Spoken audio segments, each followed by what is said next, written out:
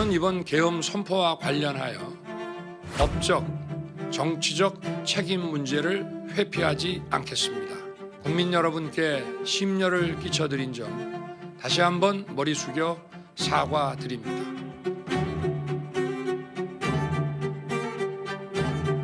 한 차례 정도 줬는데 거기 상황이 어떠냐. 그래서 굉장히 이제 복잡하고 우리 인원이 이동할 수도 없다. 그랬더니 알겠다고 하시고 더 전화 끊으셨습니다. 대통령께서 비화폰으로 제게 직접 전화를 하셨습니다. 의결 정족수가 아직 안 채워진 것 같다. 빨리 문을 부수고 들어가서 안에 있는 인원들을 끄집어내라. 저를 탄핵하든 수사하든 저는 이에 당당히 맞설 것입니다. 대통령의 비상계엄 선포권 행사는 사명권 행사, 외교권 행사와 같은 사법심사의 대상이 되지 않는 통치 행위입니다. 지금부터는 손정혜 변호사와 함께 윤 대통령에 대한 수사 상황 짚어보겠습니다. 어서 오세요. 안녕하세요. 내란 혐의 수사를 놓고 수사기관들이 경쟁을 벌이고 있는 모양새입니다. 어제 검찰이 윤 대통령에 대해서 출석을 요구했다라는 소식 전해졌는데 이제 공조수사본부도 출석 요구 예정이다라고 나왔습니다. 검찰에서는 15일에 소환을 통보했으나 불응했고 2차 통보 예정이라고 했고요.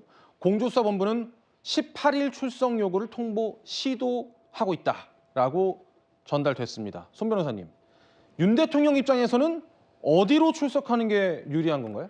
글쎄, 유불리를 따져서 나간다는 게 국민들에게는 어떻게 비춰질지 몰라서 오히려 좀 당당하게 객관적으로 공수처에 가서 공조본에 가서 수사를 받는 것이 국민들의 어떤 의구심이라든가 객관성이나 이런 것들에 대한 불식을 할 수 있지 않을까 생각이 들고요. 네. 이렇게 말씀드리는 이유는 지금 두 트랙으로 검찰에서 지금 소환장을 보내고 있고 공조본에서 보내고 있습니다.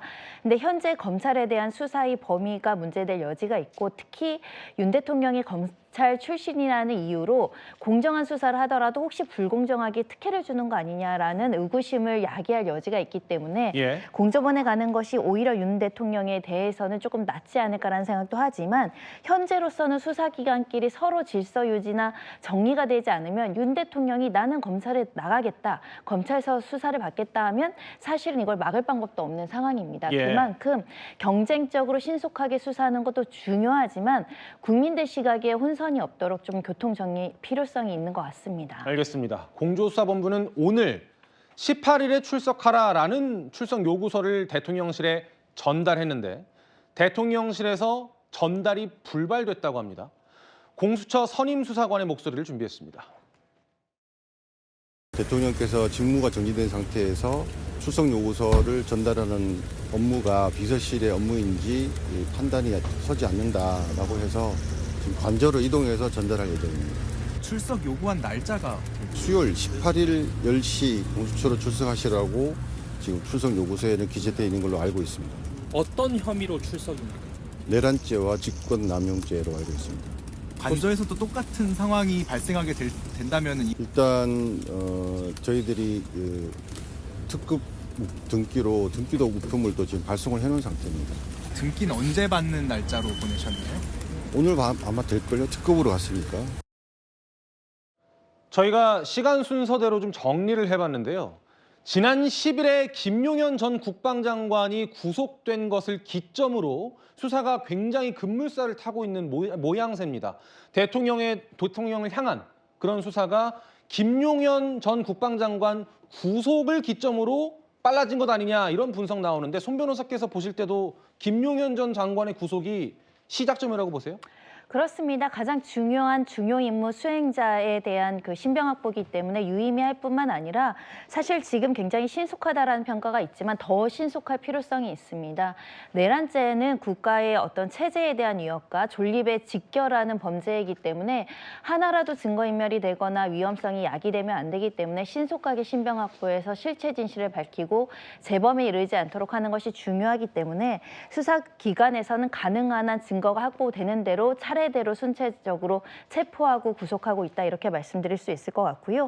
특히 현재 김용현 전 장관뿐만 아니라 계엄군 관련한 주요 책임자들, 지휘자들 순차적으로 긴급 체포되거나 체포 구속 기각되거나 구속영장 신청 단계에 있습니다. 즉, 이 단계에서 여러 명 중에 한 명이라도 범죄의 소명에 다툼이 있다라는 법원의 판단이 안 나오고 있다라는 거거든요. 예. 그만큼 어느 정도 내란 직권남용 혐의에 대해선 충분한 증거가 마련되어 있는 상황이기 때문에 시간을 지체할 이유가 없고 오히려 더 신속하게 수사를 해야 되는 상황입니다. 알겠습니다.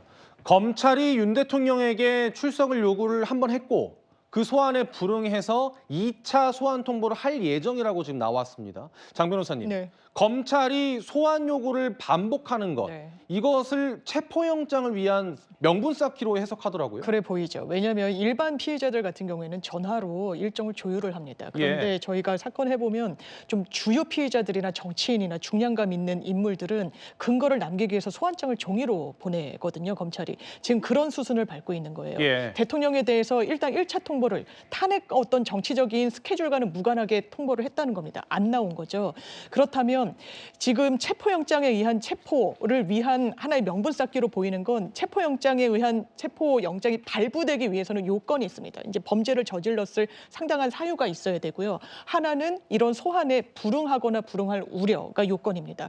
불응할 우려만으로는 영장이 발부되지 않을 수 있죠. 이런 상황에서. 그럼 실제로 불응하고 있다는 걸 객관적인 증거로 남기고 있는 거예요. 수사기관이. 예. 그렇기 때문에 만약에 검찰의 2차 통보에도 응하지 않는다? 그러면 지금은 변호인을 선임할 어떤 시간적 필요가 있다라고 해서 한번 유예를 해줬던 거 아닙니까? 그럼 소환에 응하지 않겠다고 변호인 선임과는 다른 동인으로 불응한다라고 수사기관은 판단할 수밖에 없는 겁니다. 그러면 아마 체포영장 발부 수순에 나올 가능성이 상당히 높아 보입니다. 그런데 윤 의원님, 예. 검찰의 추가 소환 통보에도 대통령이 응할 가능성은 크지 않아 보이던데요? 그렇습니다. 지금 대통령이 오늘 같은 경우 저번에도 변호인을 뭐 선임하지 않았다 이런 이유를 대면서 지금 소환에 불응하고 있는 상황이고 사실 이 관저에 여러 경우 인력이 있지 않겠습니까? 예. 정말 체포영장이나 구속영까지 발부를 받아서 가더라도 현장에서의 어떤 상당히 물리적 충돌 이런 것도 배제할 수가 없는 상황입니다. 하지만 저는 윤 대통령이 변호인이 선임되지 않았다는 이유로 출석하기 어렵다고 주장한 것이 과연 국민으로서 어떻게 받아들일지 좀 의문인 것이 일단은 이러한 모습이 사실 그동안 계속해서 여당이나 대통령이 지적해왔던 바로 이재명 대표의 모습과 상당히 유사하다. 이런 또 비판을 받을 수밖에 없고요. 또 하나는 윤 대통령 스스로가 사실은 검찰총장 출신의 아주 실력 있는 법조인 아니겠습니까? 변호인을 선임하지 못했기 때문에 가지 못한다. 저는 그동안 윤 대통령이 보여줬던 여러 가지 대국민 담화의 내용과 태도를 봤을 때는 직접 불응할 것이 아니라 직접 출석을 해서 본인의 혐의를 제대로 소명하고 결백을 주장하는 것이 오히려 국민들에게 그나마 좀 지지를 받을 수 있는 모습이 아닌가 하는 그런 말씀을 드리고 싶습니다. 알겠습니다. 그런데 또 일각에서는요, 이런 수사와 헌법재판소의 탄핵 심판이 병행될 수 있는 것인가에 대한 의문도 제기됐습니다. 도대체 2시간짜리 내란이라는 것이 있습니까?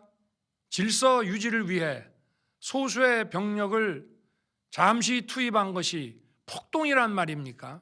형사재판 시작되면 심리 멈출 거라는 의견도 있는데 가능하다고 보실까요? 아니 그것도 뭐 신청이 들어오면 논의를 해봐야 되겠죠. 손 변호사님, 윤 대통령이 내란죄로 기소가 되면 헌재의 탄핵 심판은 정지가 되는 건가요?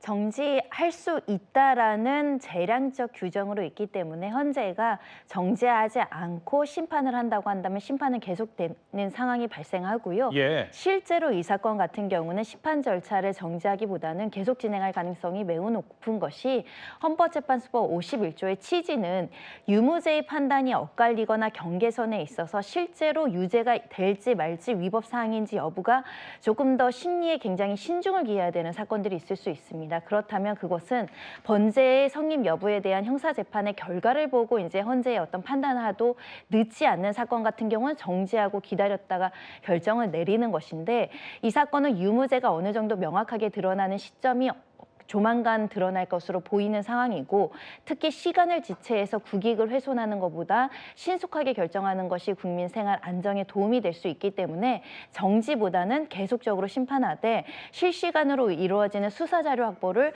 헌재가 모두 다 이제 공유받아서 그거에 대해서 자체적으로 헌법 위반인지 법률 위반인지를 판단할 수 있는 사건이기 때문에요. 정지될 가능성은 매우 낮다라고 말씀드릴 수 있습니다. 알겠습니다.